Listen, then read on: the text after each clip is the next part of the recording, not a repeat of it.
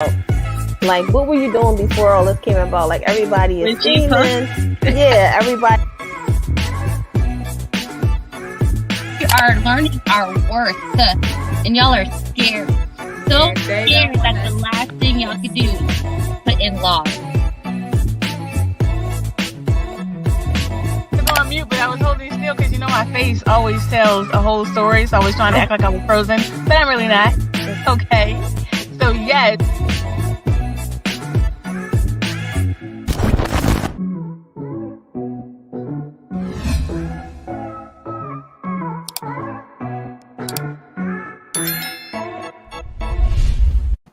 It's been months, and I haven't been gaining anything from my business. Everything is so slow. I even took coaching classes, read different books, and nothing is happening. The question is, what do I do?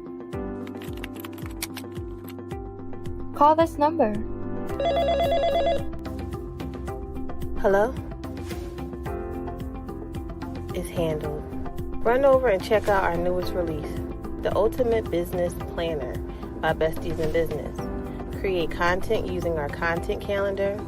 Write down aspirations. Take inspiration from our featured chapters and so much more. Remember, opportunities don't happen. You have to create them. Hello, and welcome to another episode of the podcast. We have two special guests. We may have another one joining us. But introduce yourself, guys. Gary. Gary. What can I say about myself? Entrepreneur, Phillips Tree Service. Doing that for some years. Working in the corporate world for most of my professional career. Business degree, so been pretty much business all my life, and like the debate. So let's have it. Mark. Cool. Hey, everybody. My name is Mark Wilson. They know me as the Fresh Prince of Finance. I'm a financial coach, and I help people make smarter decisions with their money. I'm a father of five, a husband. I'm now a grandpa. I go by Baba OG because I'm not doing that grandpa stuff. So, yeah, that's me. Hey, everybody. All right. So, like we usually do around here, we start with our this or that game. I'll give you a question, and you have to say this or that. Can't think about it. Just shout it out real quick, okay? All right. This or that. That's what we say. This or that. That's it. No, you say whatever it is. Whatever your answer is. All right. Ready? Netflix or Hulu? Netflix. iPhone or Android? Android. Okay. Invisibility or super strength? Super strength. Visibility. Tea or coffee? Tea. Cat or dog? Cat. Dog. Day or night? Night. Day. All right. So you have to answer this question correctly, or I'm going to end the show. Psych. All right. So it's Fresh Prince or Martin? Fresh Prince. Come on. I'm the Fresh Prince of Finance. Yeah, I know. That's that. Everybody usually says Martin, but the last couple episodes, everybody has been saying the Fresh Prince. But all right, that's a whole nother topic. That's a whole nother show. All right, so let's just get into it, guys. We're talking about is masculinity under attack in the Black community. You both are fathers. You both are husbands. I feel like you're qualified to speak on the topic, and I just want to get into a little bit. So just what's your thought on that, just to get the conversation started? I'll jump right out there. I think traditional roles are just changing, period. Not just masculine roles, but across the board. But I do think that some of those things, I never really considered the term under attack, but they're definitely changing. What is expected of people. What are they supposed to do for their families? I think some of those things are definitely changing. I've never, like I said, I like the term attacked, but things are changing and things do change. So I think that's kind of par for the course. Yeah, I'm gonna piggyback off that a little bit. Definitely changing. I kind of feel a little bit that is under attack just because I think it's a lot of I want to say preconceived methods that's been put in place to kind of keep our people in for the most part at bay, so to speak. So I mean, it's a real deep topic. I mean, it's a lot of different avenues, but we want to try to keep it short just for the time limit that we got for the show. And so what's the benefit or the motive if you for Gary, since you said you feel like it's under attack, what would be the reason for that? And Mark, my question to you is why do you think that they're changing? Um, well, I would say this though. The reason why I use the term under attack or will kind of lean towards that, I really think it's political. Like you got your left wing, you got your right wing, you got your conservative, you got your liberal, and I mean for the most part, the benefit of let's say less male dominance in the black communities, because it does seem like there's more of an impact in our communities than anywhere else, is because the reason is right in front of us. Like we always see police brutality or systemic racism or however you want to slice it. I mean, the more black men are not away from the home, the more subject we are to things happening to us, like you know, police brutality, or even black on black crime, or even just not having a two-parent household where it's studies show across the board that households that have two parents, the children strive more. So it's more about just men being in the home, putting ourselves in a better position to win, so our kids can strive and try to achieve that balance that we couldn't achieve as far as us against our counterparts, whether it's financially, whether it's in a better living environment, whether it's just overall status in the home or the community. So that's why I really think like it's under attack, because it seems like it's systematically set up for us, to kind of tread those waters. Okay. Indeed, I think your question to me is why do I feel it's changing? Yeah, why do you think it's shifting? Well, I think it's shifting because it's been imbalanced for too long. I mean, from our indoctrination into this country, we've been literally attacked. Like the male role has been desirably marginalized. Like they took us away from our families. And that's just historical. I don't even want to go into a lot of that, but historically, the black man has been removed from the community, whether it's by mass incarceration or, like you said, the killings that are happening at the hands of the police or just in general. So I think what's happened for so long is that there's been this kind of lack of presence, and it just requires other people to do different things. Like we got people stepping up, doing things that traditionally you would have said this is a man's role, right? But it's because there's not enough of us in the position to do what we have to do. So that's why I said things are changing. I feel like we've been held down so long that something else has to pop up. Things have to stay in balance. And yeah, that's why they're changing, because there's a lack of the presence in the role of the black men, and it's not unintentional. It's not by accident. Naima said things are changing and the man is at the foundation of the family. So I just want to, I hear what you guys are saying, and I totally agree, but I do want to just kind of speak just from a different point of view. Do you think that you're saying that it's by design that the black man is not in the home? But I kind of feel like the reason why family structures are being broken up is because of the men themselves. Like you have the power to make the decision to make a change. You have the power to decide to not have a broken home. You have the power to be with, the person that you have a child with, to keep the family structure in place. Everything can't be because there's some outside force pulling you away from your home.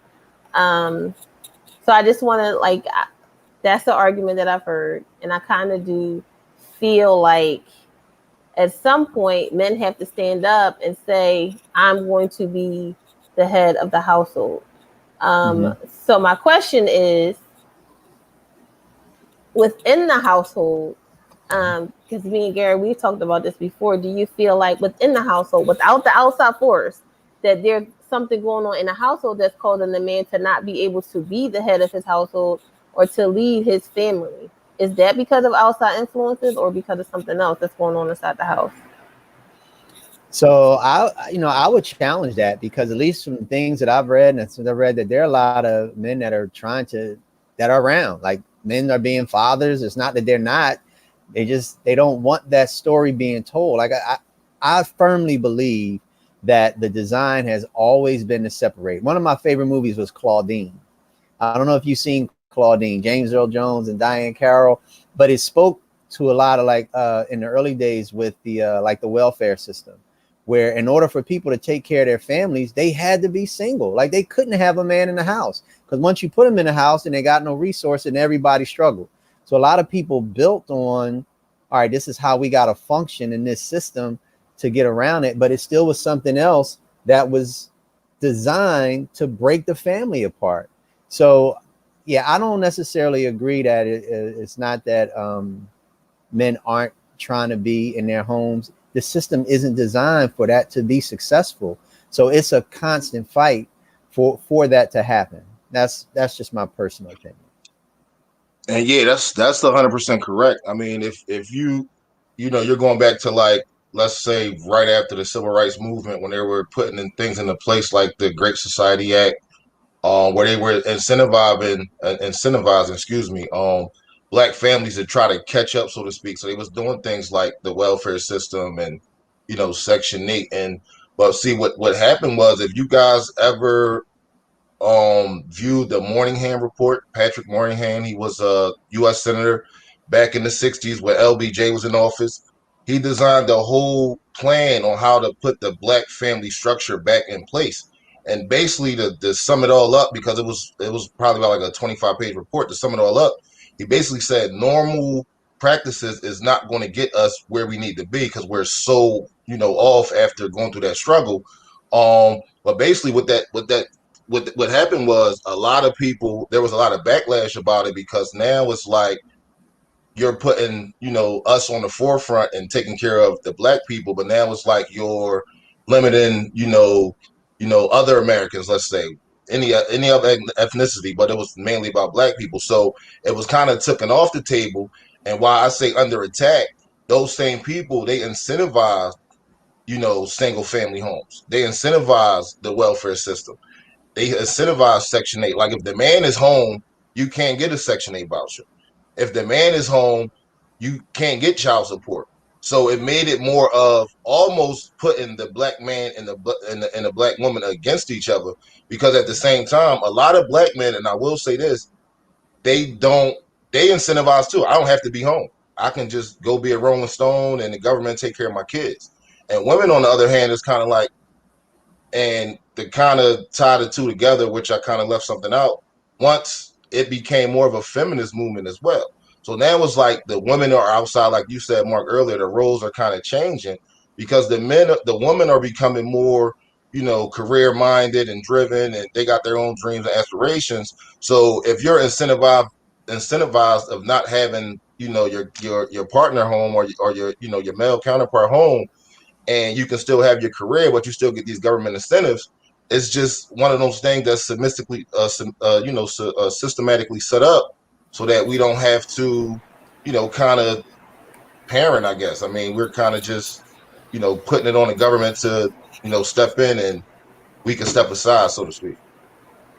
Kendra said, I agree. It's on both sides. The black man does have a higher mountain to climb, which is systematically designed. However, knowing that the black man does have the ability not to accept the victim mentality and propel above it.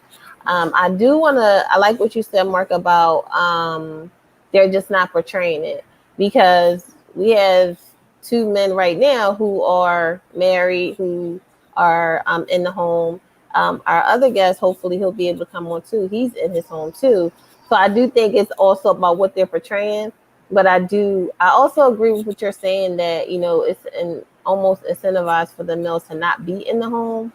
But women, I think, like, even when you think about it, when the family structure was in place, things were different and it wasn't always beneficial to the women. So I'm not going to say that I'm a feminist.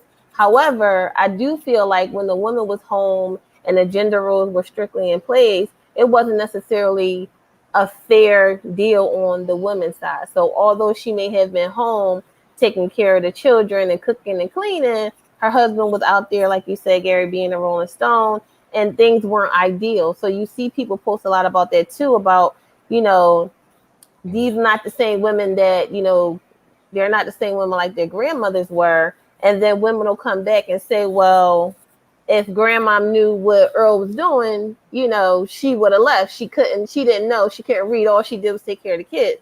So I feel like the feminist movement was needed. I just feel like it's equal on both sides. I do feel like it's an attack on the black man, but I also feel like it's the responsibility of the black man to rise above that and make sure that he is in the home, not have babies by, you know, 4 and 5 different women and then leave them, or not parent them because the system says that they'll take care of them.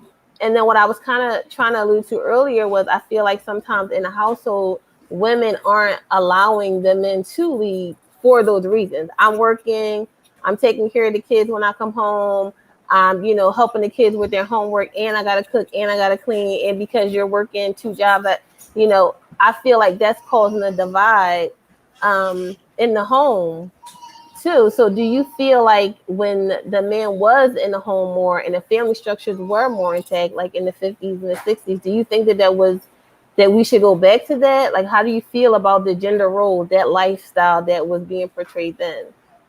So I like to look at it like this. Let's just take 2 people with equal responsibilities. Each person in a relationship has 50% of the load to carry. I don't care how you splice it, as long as 100% of the stuff is happening, it's working, right? If it's 80-20, it's still 100%. 70-30 is still 100%. I think what you're alluding to is a situation when the male role was to be almost like 100% of the provider, and the female role was to be 100% of the nurturer. But that has been changing. And that's why I said in the beginning that things are changing. I think the issue isn't the black man or the black woman. It's right. The black family. Like, we just have to figure out how to make it work. Now, the gender roles, even though they were lopsided, it made things simple. But now that things are changing, it's not so simple. And I'll give you a real kind of basic example. When 2 people come to a door, a man and a woman, who's supposed to reach to open the door? It's a man. It's an expectation. It keeps it simple. It keeps order. But when you start to mess with that order, now both people reaching for the door, you get kind of confusion. So I just think things are changing. I don't think it's necessarily like, as you said, like the black man is not at home. I know we have some black men that aren't at home, but we have that on both sides. I think really what the issue is the system. And I'm not want to call a victim, but what it is, it just is what it is. It's not designed for us to come together. When we are together, we are strong, mighty, powerful. And that's what the system is really trying to prevent. When you got low-income families where both parents have to work, you don't even have the luxury of one parent being home. We got everybody working and daycare is raising our kids. So I really think that the issue is when the way things are changing, the dust hasn't settled on how to move forward in the family structure so that everybody's having opportunity, everybody's having the support, and being able to still have time to be with your family. It's not designed for us to win. I'm sorry. Well, I'm gonna say this though. I really think the norm is the norm for a reason, and when you start changing the norm, that's when you allow outside factors to come in. That's where the attack comes from. Because let me say this: so when you're talking about an agenda, and everything in this country is political. This country was built on certain principles, and the further you get away from them principles, if you look at history, there's no democracy that lasts and withstood the test of time. At some point, it's going to fall, and then you got people waiting in the wings that turn it into what they wanted to turn it to. So when you start talking about, and I want to say matriarchy versus patriarchy, And it's not man versus woman. It's really not. It's about defining the roles and being who you're supposed to be in them roles, and not letting outside influence make people start to change the perception of the role. The role is the role. Just like you said, when you come to a door and a man and a woman's there, the man is supposed to open the door. That's just how it always been. So when you start talking about, when I was saying you got your left wing liberal, your right wing conservatives, or vice versa, I might have got that order wrong. But what happens is you start having, instead of being more for the family and the order of the family, you start talking about individualism. Now you start talking about kids trying to define their identity and gender roles, instead of having a household and a family unit raising a child or raising children with principles and morals. You got outside influence corrupting. So that's what happens. What happens is everybody want to stand on their own, but nobody can do nothing by themselves. So everything is about the individual when it shouldn't be. It should always be about the family unit. So when you start changing that, and when you start having, when I said feminism or women rights or LGBTQ, I don't want to leave nobody out, but you start talking about, you're taking away from the man. Now like it's almost a bad thing to be a man, to be masculine. Since the beginning of the time, men been men. We rule, we dominate, we fight, we argue, we do manly things. When you start to take away from that, where does the man identify? The man got to be sensitive. Well, he don't know how to be sensitive in most cases, especially in our culture. If you cry, you a punk. If somebody chump you, you get stepped on. So it has to be a defined role. Now, a man's still supposed to stand up. I agree with that. You're supposed to be the leader. You're supposed to encourage. You're supposed to, do everything a man supposed to do to take care of it. You're a protector. You're a provider. You serve your family. You're supposed to do that. But if you start to take away from that, you're taking away from the identity of a man. So now you got kids out here trying to re-identify what they are. No, you are who you are. Like it's family first, individualism is second. Brandon, he was going to be on the show, but he couldn't make it. But he did leave a comment. He said, with everything except masculinity for males being the new norm, if that makes any sense, just seems like alternative lifestyles are in the forefront. There's no heterosexual pride day or anyone praising a man for just being a man. They even tell us to comply with the rules.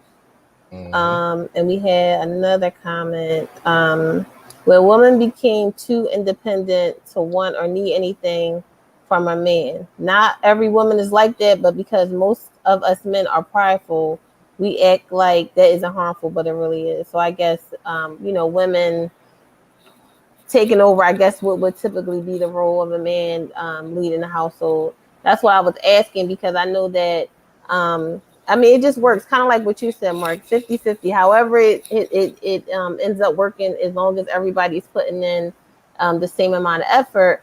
But I do know that in some households, if you aren't taking the leadership role as the man, like if you aren't the one bringing in the income, if you aren't, in that role as a protector, that the woman can, cut you down, talk to you crazy, make you,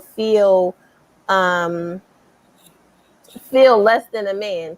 And I think it's because the roles have been changing, and you innately you feel like you shouldn't have to do all this as a woman. You shouldn't have to go to work and then still come home and take care of the kids, because most men don't do that. Even if they work and they're in their role, they don't come home and then take on any of the other things that the woman is doing. Most men don't.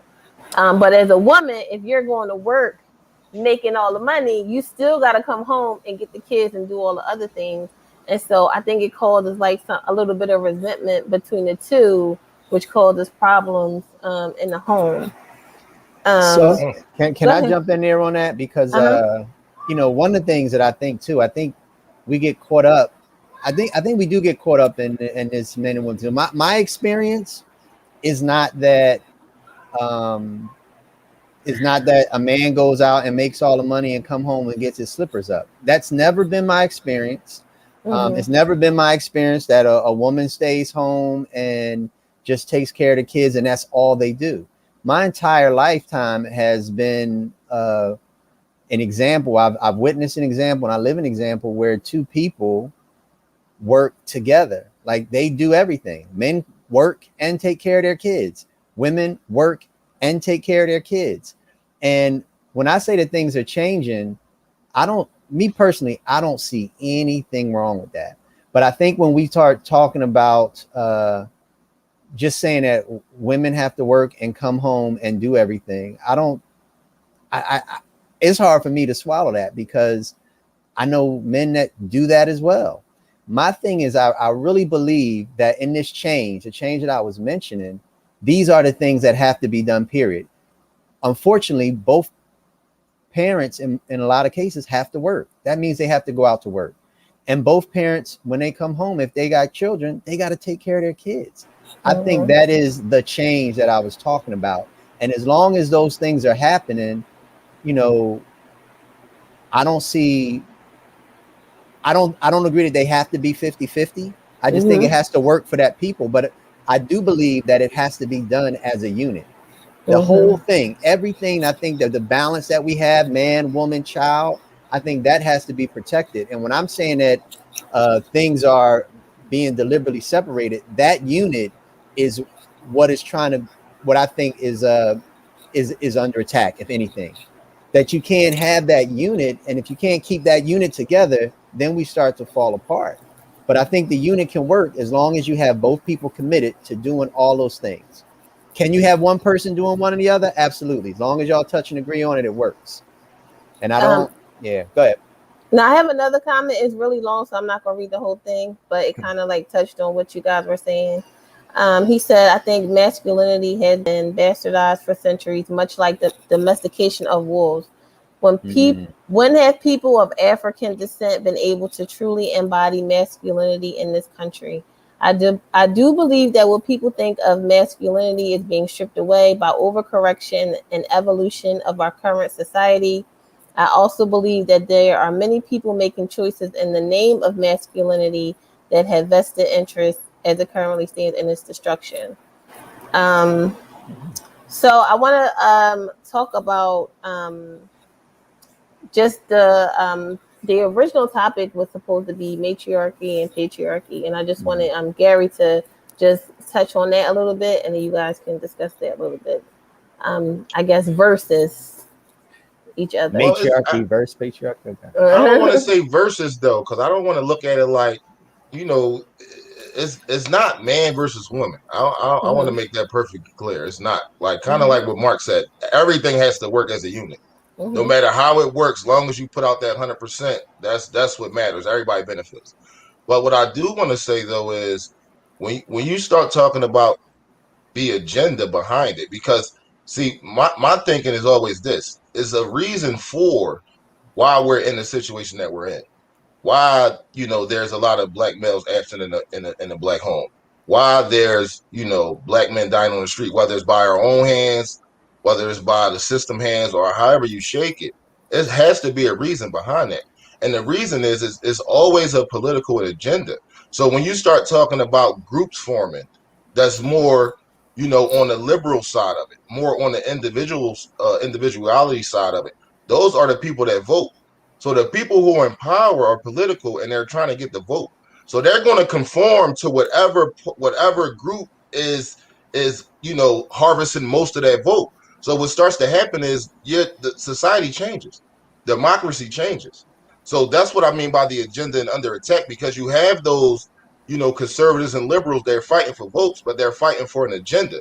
Now, if the agenda is to keep us down for whatever reason, or if the agenda is to, kind of side with a group, when you think about the groups that's really, profitable to those people, it's all about money. You're talking about women, you're talking about children. Men are really not consumers as much as that group. So if that group is starting to kind of take over the vote, and that group is spending more money and making the economy go, it's a way you can exercise one group and you incentivize another group. That's all I'm really saying. It's not about man versus woman. And we as black people need to come together, for the sake of black people. But I'm saying as a whole, there's an outside agenda that's keeping us where we're at. I mean, I can't say it no clearer than that. It's always an outside agenda. Everybody has an agenda, and So it's do a you reason think why. that I'm sorry. do you think that you were saying that it shouldn't be about the individual, it should be about the family as a unit? Um, do you feel like even with the outside agenda, if families started focusing more on, and me and Naima talk about this all the time, actually like nation building and having that be the goal in mind, is to, work as a collective. So we're working as a family unit and not no one person is more important than the other, and we all have a part to play. Do you feel like even with the outside agenda and forces that are trying to break up the family, that if we shifted our mindset to that would help sustain the black families more? I just feel like I hate talking about problems all the time, so I want to try to shift the conversation to what can we do Right. to make things better, to keep our families together, to build strong nations like we had prior to being stolen and brought here. So if I could take that one, I think that knowing where you come from is very important. Knowing your history is very important. I think the key to this whole puzzle is indeed the family. However, I think we have to understand that regardless of how much we come together, the more we come together, the more we're going to have to come together, because the entire thing was designed to keep that from happening. Mm-hmm. Even from the way we came here, their agenda was to separate us. They separated people that spoke the same language. The whole agenda has been divide and conquer. So as we work on to me, the answer is simple. We have to come together as a family unit, as a people. We got to bring things together. But the more we try to bring things together, the more they're going to keep us apart. I'm not going to say the more they're going to keep it. I don't want to make it seem like they have all the power, but it just becomes more of an opposition. I think that's the key. Now, in terms of inside the household, in terms of the family, I'm sticking with my same statement.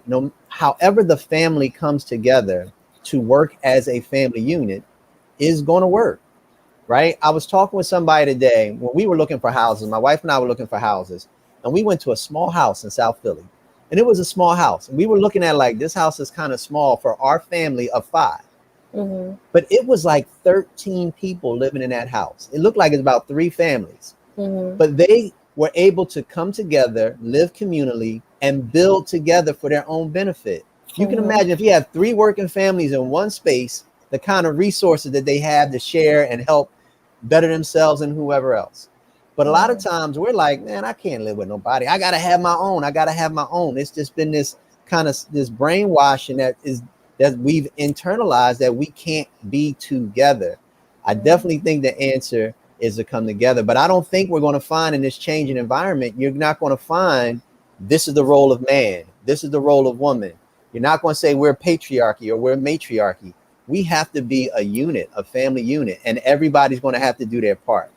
And while I agree that biologically there might be things that are better suited for a man or better suited for a woman, like those are, just take nature right away. In terms of nurturing a child, a man can't nurse a child. He just can't. I don't care how much he wants to care for his baby. He cannot do that. That's not in the cards for him. So we have some superpowers, if you will, as being man and being female, but we got to learn how to put those together and become the super friends and not just some old, singularity type thing. The answer is for us to come together by any means necessary. I mean, yeah, that's always the answer that get thrown around, but it's reasoning why that don't happen. And I'm not saying I have the answer, but what I'm saying, that's a loaded question. And I'm gonna just say this. When it comes to, so the family unit is really, to protect the offspring, to protect the children, to protect your lineage. So when my whole thing is, when you're talking about individuality, you're talking about somebody saying, hey, it's just me. What does that, how does that even compare to coming together? You're trying to stand alone. That's where the divide come in at, though. So, and again, it's a reason, and I don't care what form of life you want to talk about, whether it's family, whether it's business, whether it's whatever it is, somebody has to be the head of it. Somebody has to be the head of the snake. That's how democracy works. This country that everybody talk about, this country that You know, it's like divided. Half the country hate the country, half the country love the country, democracy, the greatest country in the world, blah, blah, blah, whatever, whatever. It has to be built on something. So when you start going off venturing on your own, that's where trouble happens. Like you have to protect home. You have to protect the nest. Everybody, you know, your kids, you know, start to grow up. Even like nowadays, kids are leaving the home like later in life. You got kids 25, 27, 30 even still at home. They're not ready. You know why they're not ready? We're not raising our kids. Facebook is raising our kids. TikTok is raising our kids. And that's where the problem comes in at. If you're not teaching your kids principles and morals, they're learning them from somewhere else. So while I agree with everything you guys are saying, I'm not disagreeing. What I'm saying is it's a reason why we're always in this place. It's a reason why the conversation starts, then the conversation stops. If you start to build it back on the foundation with every culture, like I said, every culture is based on family. The stronger the families, the more longevity they have, the more power they have. The Queen of England, you know, the Roman Empire, they was based on families, royalty. They became royalty, you know what? They was big. They raised their kids to live a certain way. They was built on principles. That's what I'm really speaking to. I'm not speaking like, honestly, again, it's not a divide man or woman. It's not a divide, you know, black woman and black man. What it really is the central problem is what is the foundation of it? Just any old wishy-washy, well, you know, it is what it is.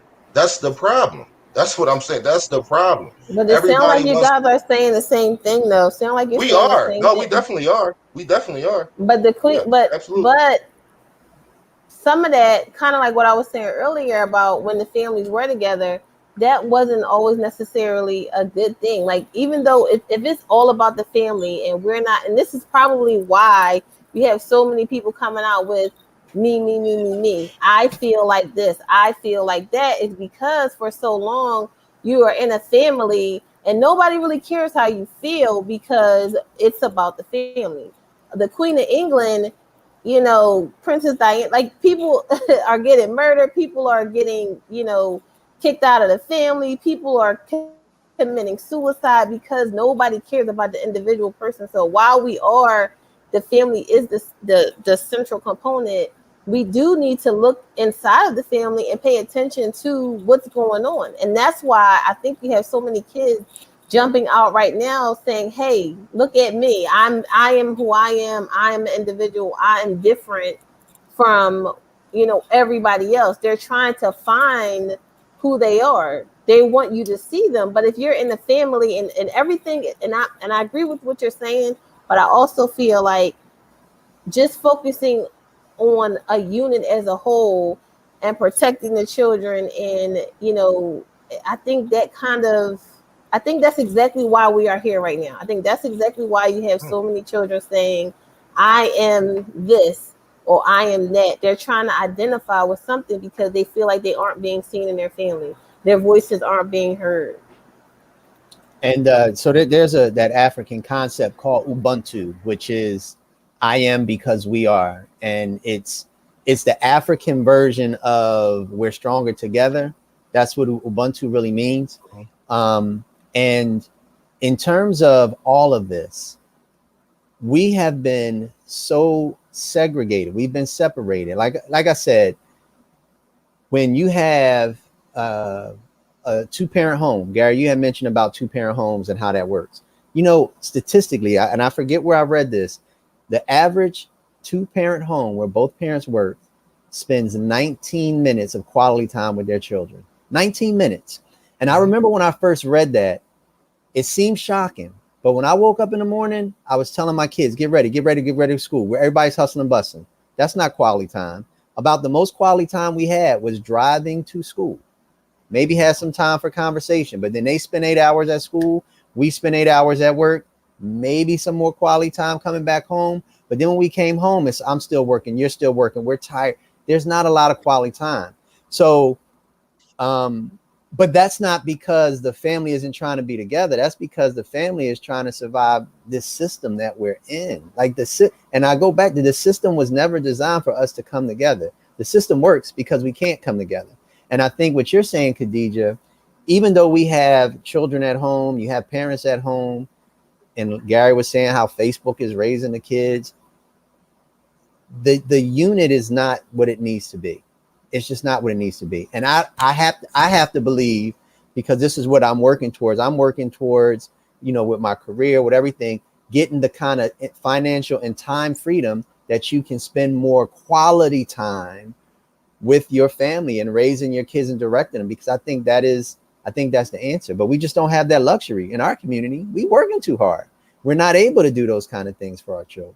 But when you talk about that, I am because we are, you realize that it's that whole structure. You see yourself in other people, they see themselves in you, and you work together for a common good. One of the chief principles of Kwanzaa, which is something I'm really big into, is Ujima, and it's collective work and responsibility. That to me is the essence of the household. Collective work and responsibility. Make my brothers and sisters' problems my own and work collectively to solve them. That is the answer. And we can't do that when we're all worried about how we're going to keep the lights on, how we're going to do these other things. We got to figure out a way to come together to make those things function better. Any last comment, Gary? Yeah, I mean, absolutely. I agree with that. I mean, at the end of the day, when you start talking about us as a society, I mean, as Black people, I'm gonna speak on that because that's pretty much where we're at here. I mean, as long as Black people are consumers and not producers, the problem doesn't go away. And so we're trying to move in a system that's not even made for us. So we're striving for something that's not even really attainable. So that's like the only thing I'm really speaking to is, and again, not disagreeing with neither one of you guys. I mean, made some great points, and I agree, 100%. But to kind of change the narrative, because the narrative about our people, we all know what it is. We have to change the narrative. Until we change the narrative and put ourselves in a better place to be producers, the cycle we're just going to perpetuate. So, I mean, and I'm just more worried and concerned, like, about my kids, like, out here getting influence from people who don't got their best interests at heart. And with the further they go away from the home, if they're not ready, they're gonna get eaten alive out there. And we're basically sitting back watching it. That's Kendra said that is very sad, but it's still by choice. We always have choices. People work and find time to party, but don't commit time to their children. And I just want to say that I feel like, well, not even part, the whole mission of Besties was centered around the Kwanzaa principles, mainly group economics, because I feel like, and if Naeem is still watching, we talk about this all the time. We need to get out of the system. Like you said, it was not created for us. And this is what my final thought is going to be. The reason why our families are broken, the reason why Black people can never excel to a certain level is because we have a ceiling, because we weren't supposed to do anything but what we were brought here to do. Once that changed, now it's kind of like, what do we do with these people? A lot of those people are still alive. 70s, 80s, they feel like we should not, and they will make you think that it was so long ago.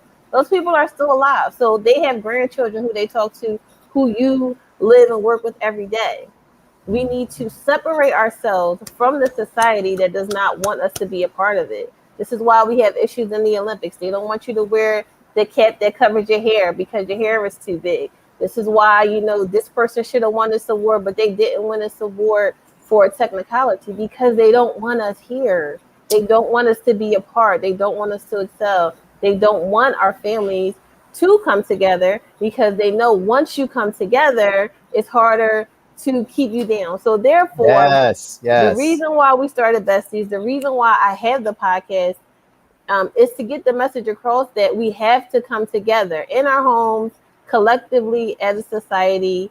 You go outside, you don't even want to speak to your own neighbor. We need to work together, because at the end of the day, when a zombie apocalypse comes, like, no. But, you need to be able to talk to your neighbor. You need to be able to, work together as a community. We need our own banks, so you don't have to worry about getting denied when you go to their banks. So I feel like the answer is what everybody is saying. Like I said, I hate being problem focused. I like to be solution focused, and we need our own everything. Bring And the it's village back. Bring the right, village back. and Yes, sir. Yes, and sir. it's attainable, and we can do it. We just have to keep spreading the message. We have to keep talking about it, and we have to live it. And I thank you guys for being on the show. If anybody has any other questions or comments, I'll let you guys know. We'll definitely do it again. Get some other male voices on. Let's talk solutions next time. No Yes, problem. Just solutions. absolutely. So thank you guys for joining, and have a good evening. All right. Thank you. Bye-bye. Bye. All right, Mark.